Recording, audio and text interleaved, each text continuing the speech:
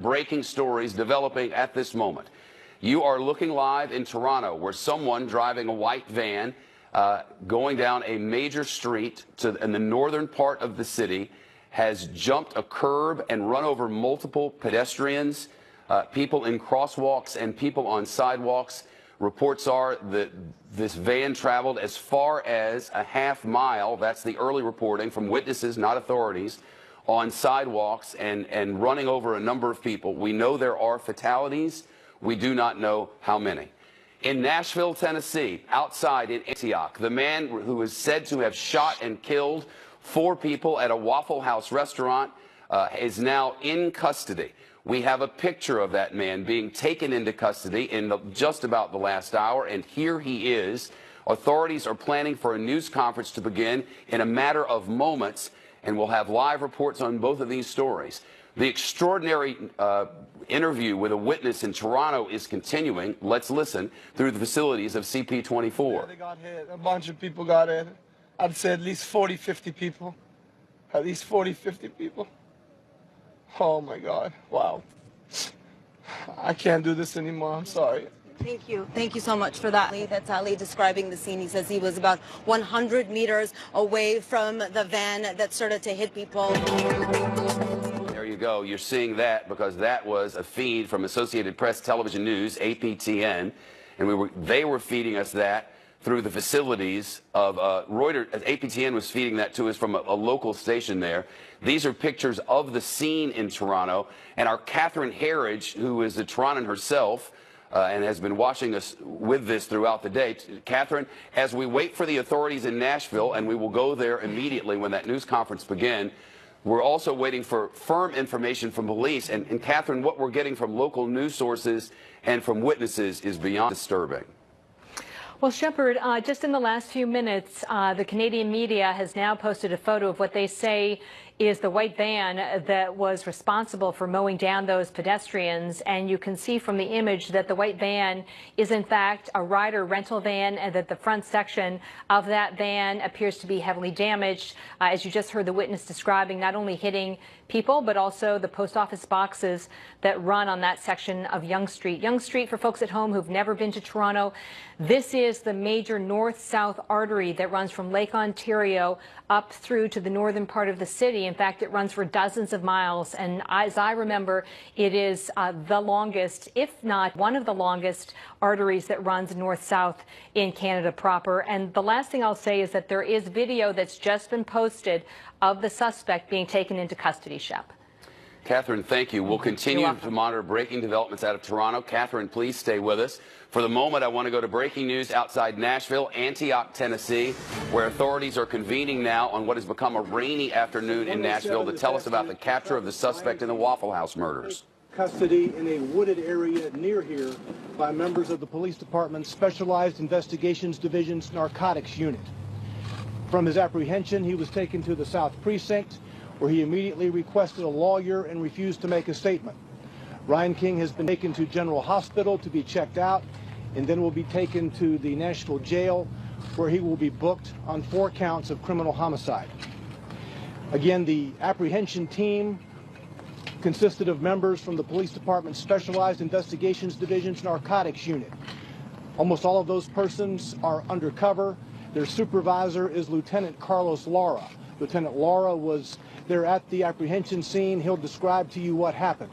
After Lieutenant Lara speaks, we'll hear from Mayor David Briley and Chief Anderson, and then take your questions after everyone has spoken. Lieutenant Lara. Good afternoon. I want to start out by saying great job by everyone, all the different units and agencies that assisted. So this all began today. We had our unit, narcotics unit, was working, doing finding any or investigating any calls on suspected identification of this person. Dispatchers Megan Barr and Christy Simmons from ECC were contacting me directly, and our team was in charge of looking and investigating any of these sightings. During one of the calls, we had a call for at 5000 Mountain Springs Drive, and what the call was, there was a person who was matching the description of the suspect who was going through a construction site right behind the apartment complex and into the wooded area. Our detectives, all 3 of our units in narcotics section, The narcotics unit, the interdiction unit, and the major case task force all responded to the scene. When they got to the scene, there were several workers from the TVA, construction workers on the TVA, that were pointing us, saying the person went through the woods. The detectives then all, as well as the sergeants, all went up to the wooded area and saw a pathway in the woods. They started to walk the path, and as they went through the wooded area, they spread out, and some went one direction, some went the other. As they're walking through the woods, one of our detectives, Kyle Williams, noticed a person, a suspect, in front of him. As he was walking forward, the suspect turned around, and Detective Williams saw his face and realized that that is the suspect we were looking for. At that point, Detective Williams drew down on the suspect. The suspect proned out. He told him to get on the ground. He got on the ground immediately, proned himself out. Other detectives came and assisted, put him into custody, and put him in cuffs. At that point, detectives went and cut off. He had a backpack on. The description that we had received was a maroon shirt, dark jeans, and a backpack, which is exactly what he had on. He had a maroon shirt, dark jeans, and a backpack. Once he was in custody, the detectives went, cut off the backpack off of him because he was in cuffs. When they looked into the backpack, they saw a silver Kimber semi-automatic weapon with .45 caliber ammunition, a flashlight, and a holster on his person. During the search incident to arrest, they looked in his back pocket, and in his back pocket he had a wallet, and in that wallet he had a Colorado ID that had his information on there, and which is how we were able to identify him. Mayor David Bradley. Good afternoon. First, I'd like to say thanks to the community, to the citizens of Nashville. A tip from the community is what led to the arrest today, and their being vigilant was really an important part of what happened today. I'd like to thank the Metropolitan Police Department and Chief Anderson for all their work over the last 36 hours. They've been relentless in searching for the shooter, and the conditions have been quite bad for the last 36 hours, so it was tough work, and I want to thank them personally on behalf of all of the citizens of Nashville for everything that they did. Yesterday was a horrible day for the city of Nashville. It brought home a real tragedy to this community. Today is a day where we can start to move on as a community, I hope, but I hope everybody will share a commitment that I have to help the families who lost their loved ones and who are still suffering in the hospital right now. We're going to have to gather around them and help lift them up over the coming weeks. Obviously, a tragedy, put an end to part of it today, and we need to move on as a community and do what we can to curb this violence in the future. Chief Steve Anderson. Certainly this apprehension was the result of teamwork throughout the Metropolitan Nashville Police Department. Almost all of our components were involved. The SWAT team, K-9 flight, on and on. We had the majority of our detectives out here in undercover cars. And certainly it's a teamwork effort in terms of our support from our federal and state partners. Department of Homeland Safety and Homeland Security had a team of state troopers out here. The FBI had an enormous amount of resources. They had actually started several teams from Washington to assist us in this search. The ATF and the Secret Service likewise. And it's a community effort. This would not have been accomplished without the cooperation of the community, and it was the citizens' tip that led to this apprehension. And the businesses that have supported us bringing food out here to feed the officers who were out there in the rain, the cold, and the dark. So I applaud everybody that's been involved. And again, it was a team effort that made this possible. Lieutenant, Mr. Gavin or Commissioner Perky, Matt. Assistant Special Agent in Charge, Matt Espenshade from the FBI. Spell that. E-S-P-E-N-S-H-A-D-E. I'd just like to thank all the entities involved for this. It was great teamwork and coming together. I'm glad we came to a quick resolution. I'd just like to thank the community as well, because there's a challenge that we still have in front of us. and that is to not forget the victims. We take very seriously our victim witness services. So those will really come into effect at this point, providing counseling services to those who were hurt and to the families who live on. So thank you for your time. David Perkey, Commissioner of Safety and Homeland Security for the state of Tennessee. I was telling the chief just before we walked up here, justice is relentless when it involves the partnerships that we have on the federal, state, and local level, especially when it's working with the citizens. And as a former mayor myself for many years, I understand what it takes for justice to prevail, and you have seen that happen today. So congratulations to all of our partners. The Department of Safety and Homeland Security was glad to be one of those. But this is a good day. Thank you. Special Agent in charge from the ATF. Good afternoon. Yesterday was a very tragic day in this community. Our law enforcement partners came together. We were determined to be relentless to bring this young man to justice. We worked very well together, and today is a day that we can begin to heal as a community. Thank you for your support. Questions, please say who you want to ask the question of. Mark Strassman, CBS News. Lieutenant Craig, grab me a second. Let's go back to the moment of capture if we can for a second. So, what was his demeanor? Did he have anything to say? Was he still arrested? I was actually not at the location. I was getting information relayed. There was a little bit of miscommunication at one point, but from what I understand, as soon as the detective saw him, there was really no communication other than the detective drawing down on him, and he got on the ground and proned out and was taken into custody. Did not try to resist? Not at all, not that I know, sir. Did he make any statement, Lieutenant? Not that I know, sir. Did he show any remorse? At this point, I wasn't there, so I can't say, but I have not received any news that, or any word that he made any statements at all. That location's about 2 miles away from here, would you say? Do you have any idea how he spent the last 36 hours? Was it in those woods? Again, a lot of that information is information I can't answer because we don't know.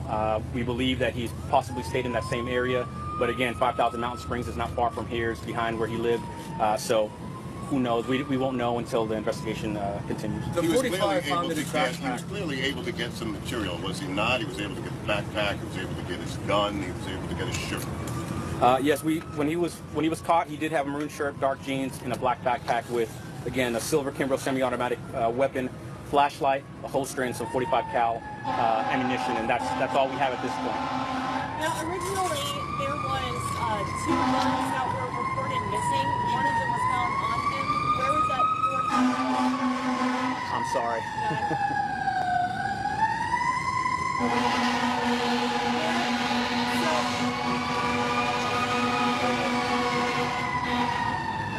So originally there were 2 guns that were reported missing yesterday. One of the guns you found on him. Where was that 4th gun located? I have no idea where that 4th gun is located. I know that the silver Kimbrough, which was missing, was on his person. Any other weapons, I'm not the person who would have that information. The 45 that was found in his backpack, loaded? Yes, sir. So a reminder of the continuing threat that he posed? Yes, sir. How much time passed from the call that came out from the community member of the construction site to when he was actually? I would say as soon as the dispatcher, wasn't sure if it was Megan Barr, Christy Simmons, contacted me directly by phone, we got the information, and then our detectives were actually assisting on another location that they were searching. We pulled them just due to the fact that this location was behind Cane Ridge Elementary School. We wanted to make sure that it was a priority. We pulled some of those detectives. 3 of our sergeants and all of our units went to that location, and at that point, I would say probably about 10 minutes tops between the time that we received it and the time that the guys were dispatched out there. Ariel Rushel from News. Can you speak to the FBI?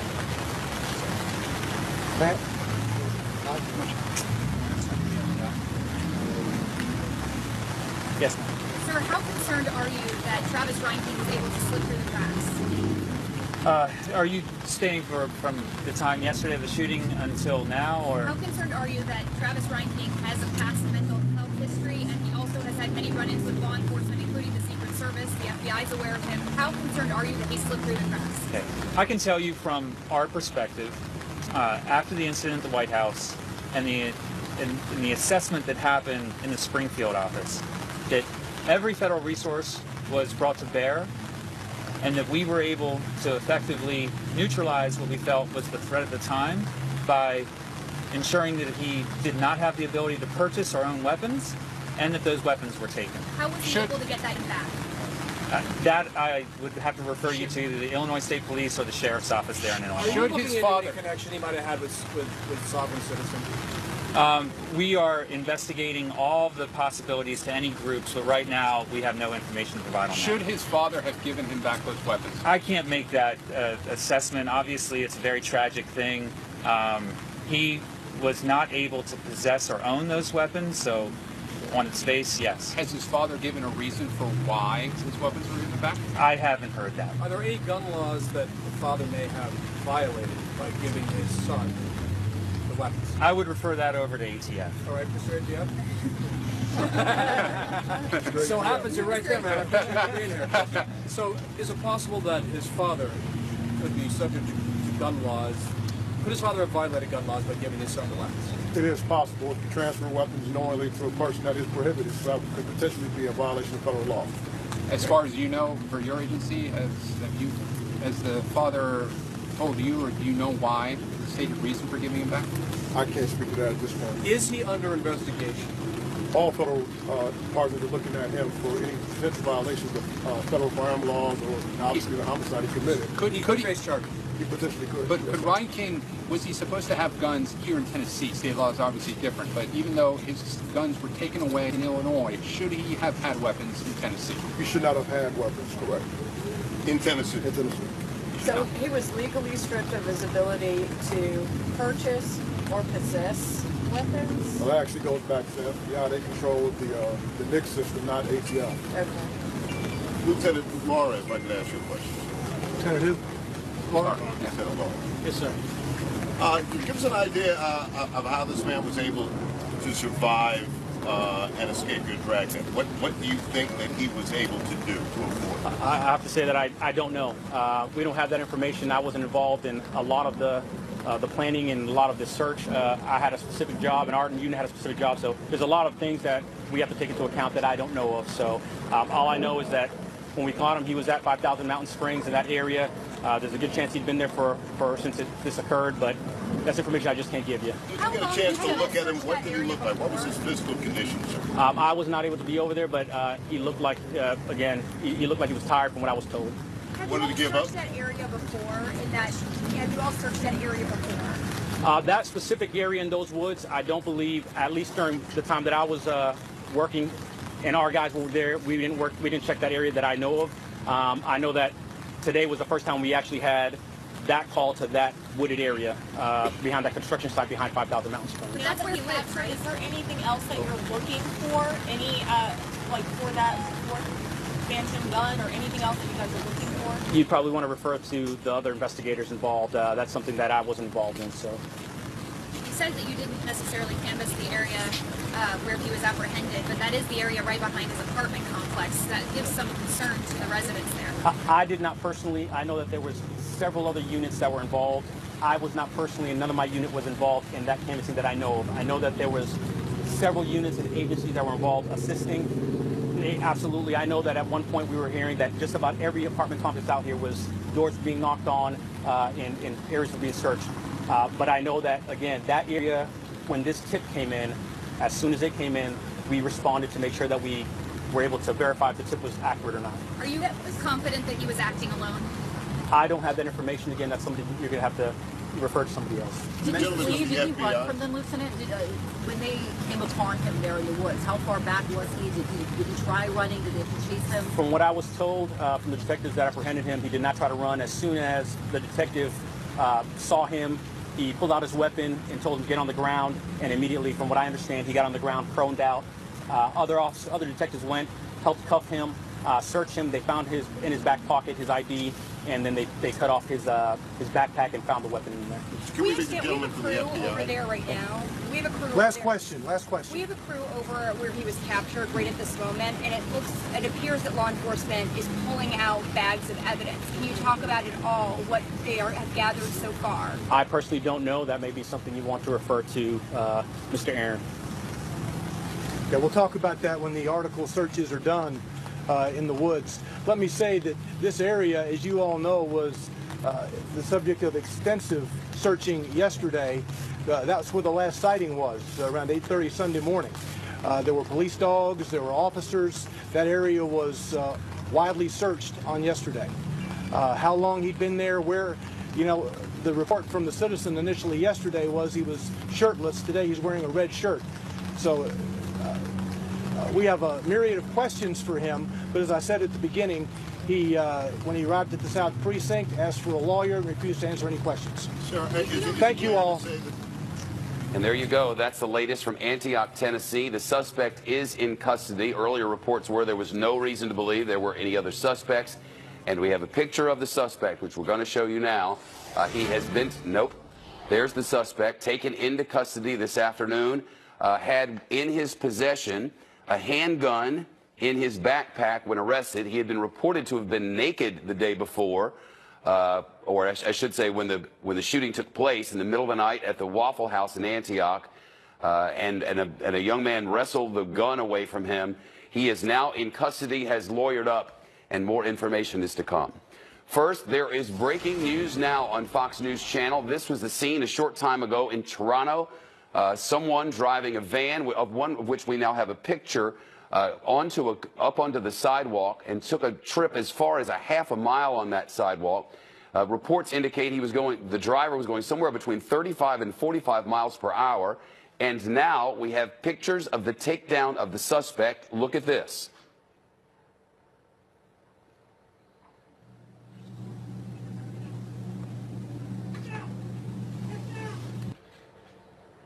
And that was that. The suspect taken into custody, believed to have been the only person inside that van at the time that this happened. Motivation, well, police are not saying anything yet, except that around 1:30 this afternoon, that was the initial word, he drove this rental van up onto the sidewalk, even managed to make a turn in the course of running over multiple people. The indications are now that the van was making a screeching noise as it was going by, and therefore some people were able to jump out of the way. There are varying reports that a number of witnesses say they saw a stroller flying through the air. We know that there are fatalities because we saw them from the helicopter shot, and there are reports out of Canada on numbers, but since they haven't gotten those from police yet, we'll know soon enough.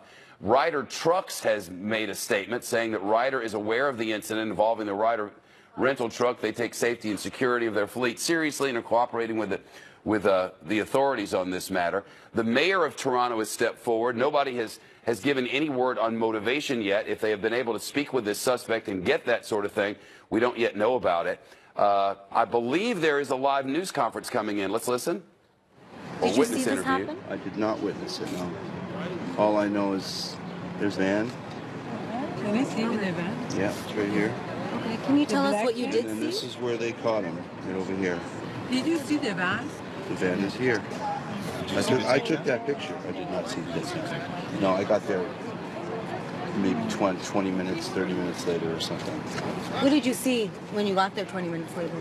I saw cops everywhere. I saw tow truck drivers.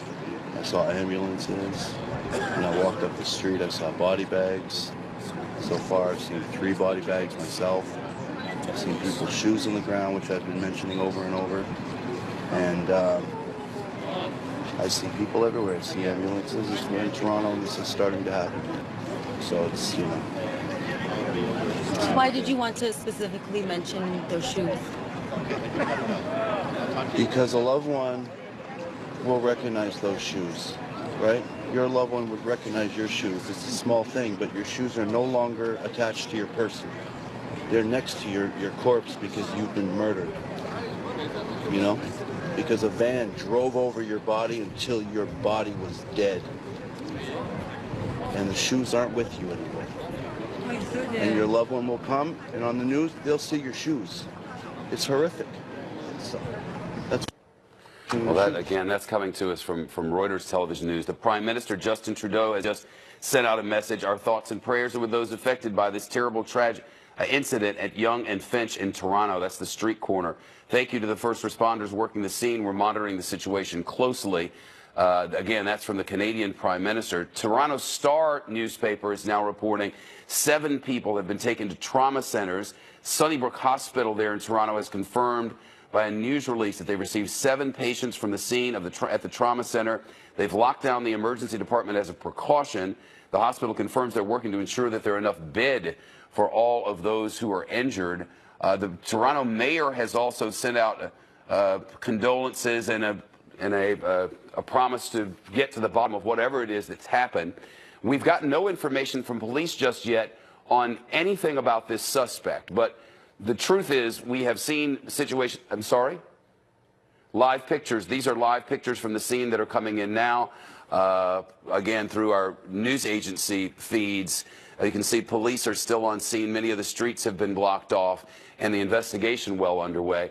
Let's turn for some context and perspective to Tara Mahler, former CIA military analyst, spokesperson and senior policy advisor for the Counter-Extremism Project. Tara, people follow along now on their phones when things like this happen. I do too. Everybody does. And of course, the extremists are out in all conditions, and they're just chomping at the bit to call this terrorism, something that it very well may be. But the truth is, we don't know yet. So we can't report what we don't know. That would be counter to all that we are tasked to do. But I can say that it does follow a gruesome and sickening pattern. You're absolutely right. We need to be cautious when these things happen. We don't want to jump to conclusions without evidence to support those conclusions. We've seen attacks like this that fit the mold of terrorism because terrorist groups have called for these types of attacks. Having said that, we've also seen a few incidents over the past year or two that have not been terrorism-related. There was a Times Square incident with a vehicle ramming into a pedestrian area. There was also a recent incident by the White House. Both of those were not related to terrorism and involved vehicles. I think in one case it was a driver under the influence of alcohol, and in another case someone who was mentally unwell. So again, too early to say, but there are a number of things that law enforcement is going to look at. Was the individual making statements that go to motivation related to his, I believe it was a male, his motivation in this case? Did law enforcement have information on the individual about his background or potential history with law enforcement? And then also they're going to be collecting evidence from the scene itself. Is there anything in the actual vehicle, tracking, the cell phone devices, laptops, and potentially going to the residence of this individual? All of that will paint a clearer picture. But, this just happened, and we usually want to give law enforcement, a good few more hours to make some of these initial assessments. And we'll be hearing from them if there are any ties to terrorism. But right now, it's really too early to make any sort of conclusion on that. It certainly is, and whether we say it one way or another doesn't affect the course of human events in any way. I will say, remembering the tragic and horrific events of the south of France, Tara, and just a lorry coming up on, again, these are pictures I believe from just a short time ago, a large truck up on the sidewalk and just terrorizing people on one of the most beautiful spots I've ever seen. Yeah, you're right. We've seen this in France. We saw this with there was the Christmas market attack in Berlin. We've seen a pattern of vehicle attacks being used and being called to be used by terrorist organizations. But again, I don't like to come out and jump the gun on these things before we have any supporting evidence to link this as a terrorist-inspired or terrorist-directed attack. Right now, we have no information on the individual. We have no information on the background of the individual. We have no information from any of the eyewitnesses on anything that would go to motivation.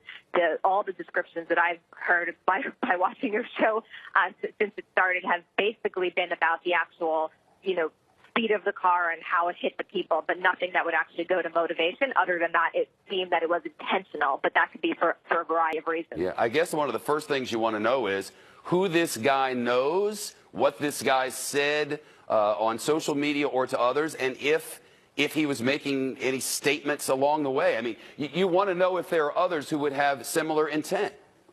You're absolutely right. And one of the things I should have said is of key and critical importance to law enforcement right now is, regardless of the motivation, making sure that this is an isolated individual acting alone, carrying out this what seems to be intentional act of horrific and tragic destruction. You want to make sure this is not a diversion from something else. You want to make sure there's no other individuals looking to do something of this type in a coordinated fashion. Again, no signs that would indicate this right now. But again, we've seen attacks that come sort of in waves with a few different things. So Those are the critical things for law enforcement to look at. Tara Mahler, thank you.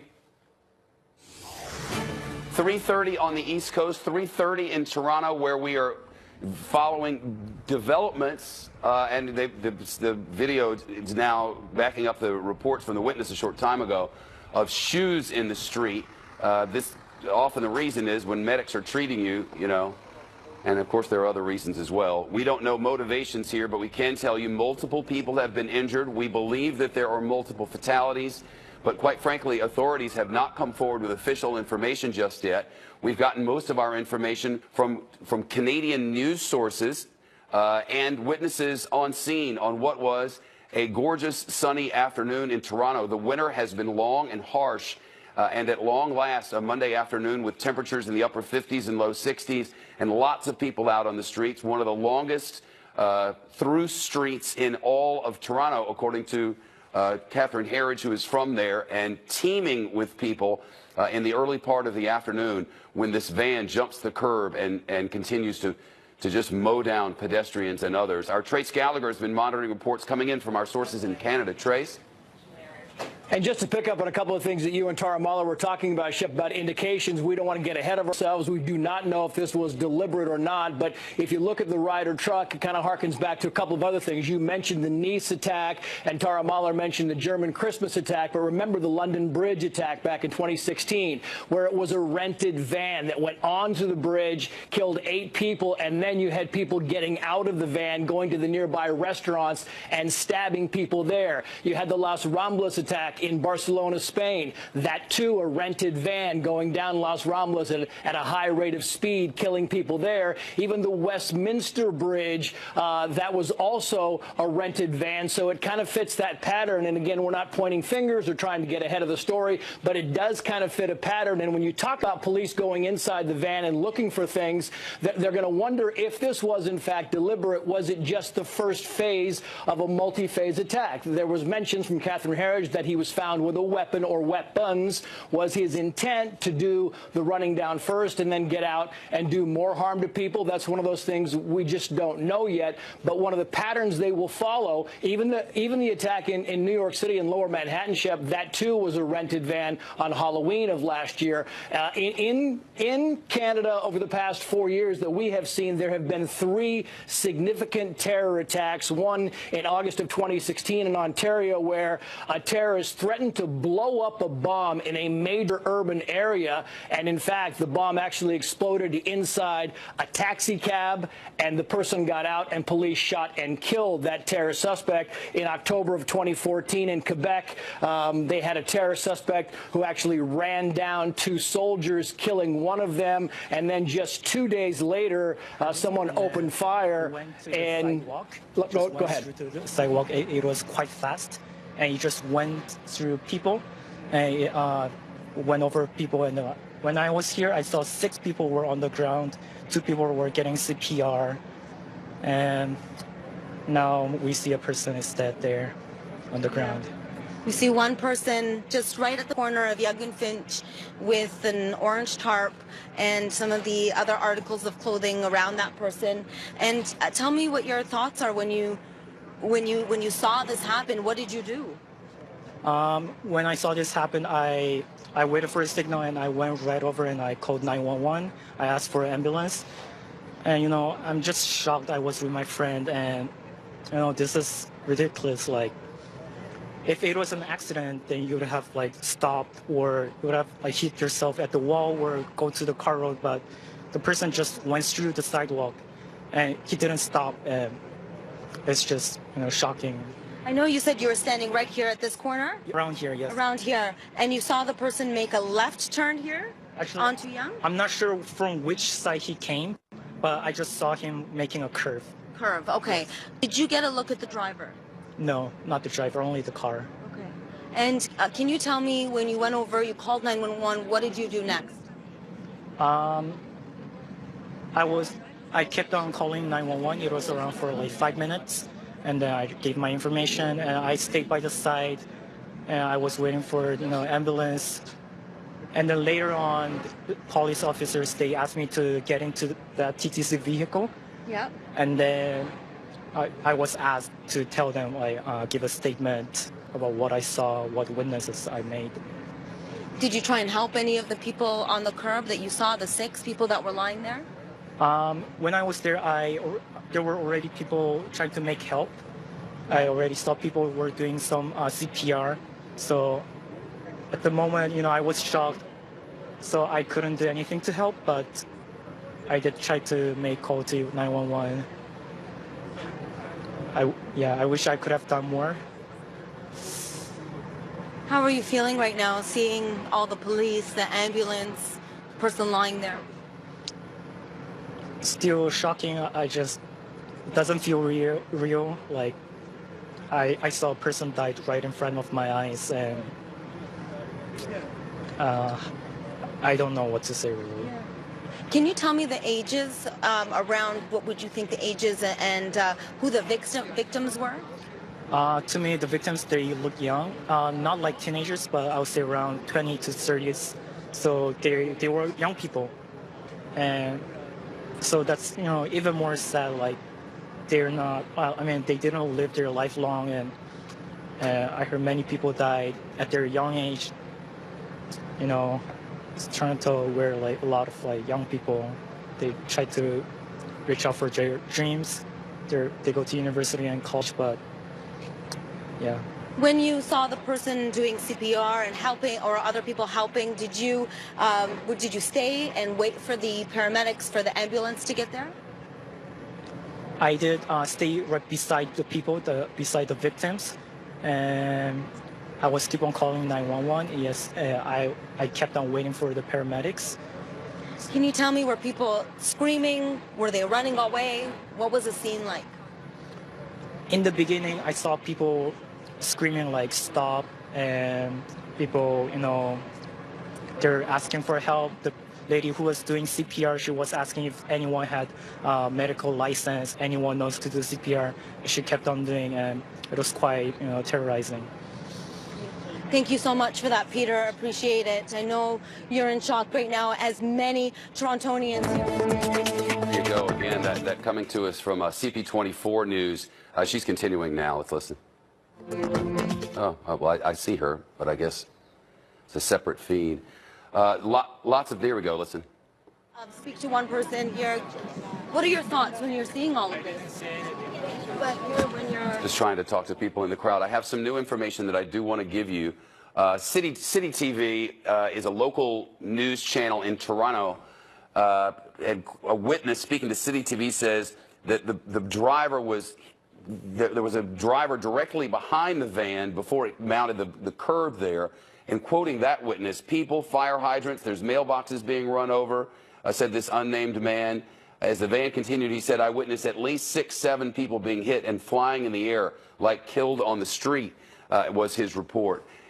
We are getting a better idea of how these crowded sidewalks, some people were able to avoid this, and that some of that color from, again, this CP24, quoting a witness, you could see exactly where he drove because of the tire marks. He was just crashing into the poles, scraping along. It really didn't look like he cared where he was going or what he was doing. Again, that was a quote. Another, it was crashing into everything. It destroyed a bench. If anybody was on the street, they would have been hit on the sidewalk. Now, because it was hitting all of these things, it was making a lot of noises. And according to witnesses, some people were able to jump out of the way. But witnesses are reporting, and we have multiple reports of witnesses from a number of fatalities. Locals report 7 or 8 people in local trauma centers in Toronto. The police chief, the police have now sent out their first tweet or official information since all of this began about 2 hours ago. And the first official information from Toronto police is this: a suspect is in custody. Beyond that, Toronto police have given no information. This is something which would seem a bit odd for big city police departments or big city municipalities in the United States. Information is often forthcoming and quickly for the public. That is not normally the case in Toronto. They take a little bit more time than United States jurisdictions sometimes do, by way of observation, not critique. And Toronto police often and other large Canadian police departments, Montreal and otherwise, wait until they have more information before making public statements. And most of the information in the early going comes from witnesses and news reports. Senior officials from Toronto Fire, Toronto Medics, Toronto Police are on scene supporting efforts of the first responders. According to Jeremy Cohn from Global TV, he says that the chief briefly walked up to and appeared calm but dazed, saying how many crews had responded. Again, authorities on scene, news crews on scene, but official information is just at this moment lacking. Global News is reporting that witnesses, one witness, Kelly Kutrara, says, I was coming out of my van and I looked to hear the scraping and the grinding noise, and there's this Ryder van coming towards me, so I had to jump out of the way. Again, the way in which, and that's another of a series of reports, all of which are very similar, coming in from multiple news organizations, from multiple witnesses in different locations along this apparently about a half-mile trek. And that is that the driver was hitting so many things, making so much noise, that some people were able to get out of the way. Clearly not everyone. Our chief intelligence correspondent, Catherine Herridge, is a Toronto native herself and is live with us from Washington. Catherine, what are you learning? Well, just to recap for folks at home, this section of Toronto is very urban, very dense with businesses as well as residential areas. Yonge Street is the main north-south artery that runs from Lake Ontario up into northern Ontario. I've done a little bit of research and I am correct. Canadians consider it the longest street in the entire country, and Finch Avenue is one of the main east-west arteries that crosses it. And based on the eyewitness accounts and what we're seeing from the video, the van got up onto the curb and it traveled between Finch, which is one of the east-west arteries, to Shepard, which is sort of the next big intersection that crosses Yonge Street. Also, what we heard from eyewitnesses is that the van was traveling at about 40 miles an hour. One eyewitness said he seemed, based on the video, it does appear to be a man, was deliberately hitting individuals. And we had some early reporting that when he was stopped by police or confronted by the Toronto police, he seemed to threaten that he had some sort of weapon, and you can now see that in the video of the takedown. He's waving something dark at the police. We're not sure if, in fact, it is a weapon, and then he's cuffed on the hood of the vehicle.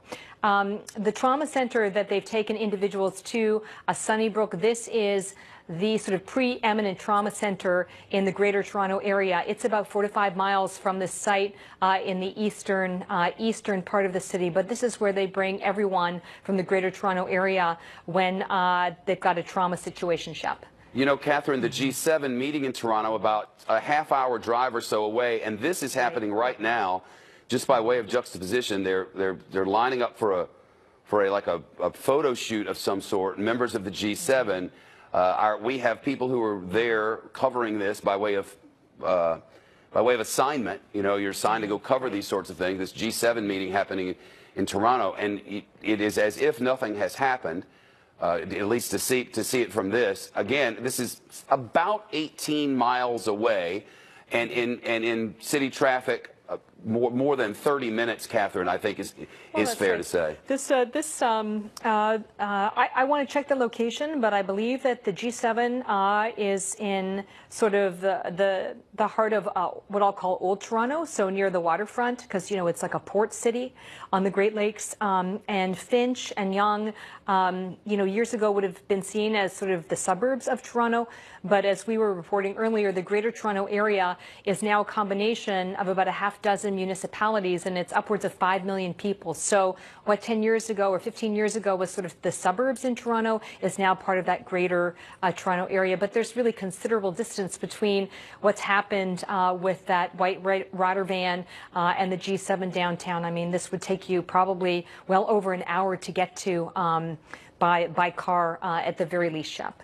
Catherine, the headlines in the Toronto Sun newspaper this afternoon, striking and disturbing. Van strikes pedestrian near Yonge and Finch.